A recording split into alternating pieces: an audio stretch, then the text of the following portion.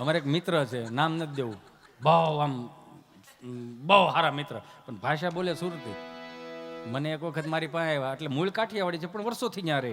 એટલે મને કે ઉંમર મોટી, મને કે હિતેશ આપણે કે સંસ્કૃત શીખવા જાવ તો દીકરા કાં જવાનું?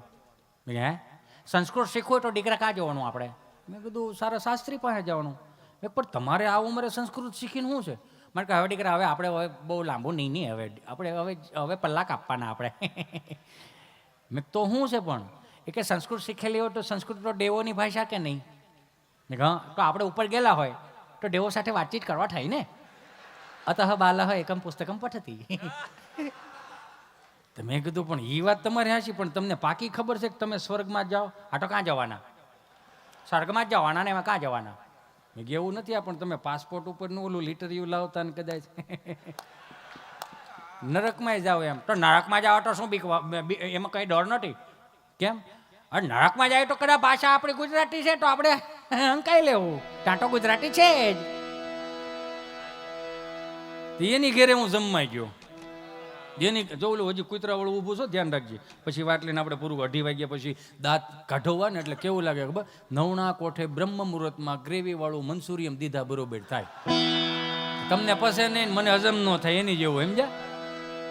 એટલે એની મને કે હિતેશ તું દીકરા આવજો આપણે ઘર જમવા. મેં કાંઈ વાંધો નહીં. તો અમે જમવા ગયા ને એમાં એને 2-3 કાળા કૂતરા માસી ઉપરથી રોટલી બનાવતા દેતા હતા ને હું ને અમે બધા જમતા હતા. મેં વળી રોટલીનું બટકું તોડ્યું, મોઢા મૂક્યું, ત્યાં કાળો કૂતરો આવીને ઊભો રહ્યો. તમે હેના દાંત કાઢો છો? તમે વિચાર તો કરો, માણાની ભાષામાં કોઈ સમજતું નથી. મારે કૂતરા જેવું થવું પડે છે આ માણાને દાંત કઢવા હાટું. મારું સ્તર હિતેશ સ્તર નીચે લાવી દીધું. એટલે મેં ઓલી આમ અડધો રોટલો કરીને કૂતરાને ખાઈ ગયો. એટલે એ કૂતરા કેમ ખાઈ એ નથી ખબર. હાય મારી ભેળો ઘરમાં ખાઈ ગયો. વળી રોટલો નાખ્યો. મેં ઓલી માસીને કીધું, મેં માસી આને જરીક બચકારો ને જાય, આમ સામું ખાય લાડુ પડે નહીં મજા આવે. તો એ વળી માસી વળી એને વેલણ હાથમાં લઈને શું કે ખબર? ચલ નાહી જા, છઠ્ઠો વેળમાં તો પગ ભાંગી નાખા. તો ઓલું ઊભું તો બેસી ગયું કે આખો રોટલો આપશું. વળી પાછું આમ એટલે મેં કીધું માસી આને કહો ને આમ. એને માસીને બહુ ગુસ્સો આવ્યો, રોટલી બળી જતી. હાથમાં વેલા લઈને કેટલી વાર કહેવા તને કાલે આ ચલ નાહી જા ને કહો છૂટો વેળમાં તો બંને પગ ભાંગી નાખા. એક વાર કોઈ ખબર નહીં પડતો ને. મેં કીધું એમ નહીં જાય તો કઈ રીતે હાડ કર્યું જે ગયું છે ઊભી પૂછડીએ. એમાં ગેટે 2 કૂતરા બેઠેલા, ઉંમર થઈ ગયેલી, ઠીકે હા લે એવા જી ભૂડવા ત્રાણ. કેમ એટલું બધો ભેળ છો? કે એટલું બધું છોડીને કેમ જાશો? ડમરી ઉડાડે જાશો? તો ઓલો કે કાનમાં ધાક પડી ગયેલી છે? તો કે હા, નક્કી કોઈક કાઠિયાવાડી આવેલો હોવો જોઈએ.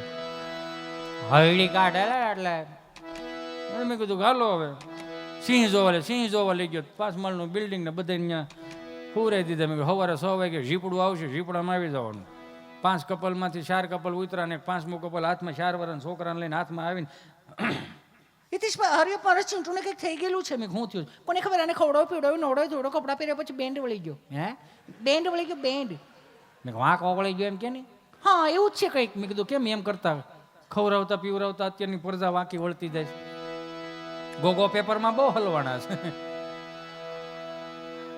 એટલે મેં કીધું જો ને તમને મસ્તી સૂજે છે. મેં કીધું હેઠું મૂક તો જોઉં ને કુપોષણ ને. હાથમાં તેડ્યો તો આમ તો કપડા હોતો 4.5 કિલોનું. મેં કીધું આમાં બેન કાંઈ વાંધો ને. તો કેમ બેન્ડ કેમ વળી ગયો? મેં તમારે સિંહ જોવાની ઉતાવળ એટલી હતી ને, તમે બુસ્કોટનું બટન બરમુડામાં દઈ દીધું છે. બટન ખોલી નાખો, છોકરો સીધો થઈ જાય.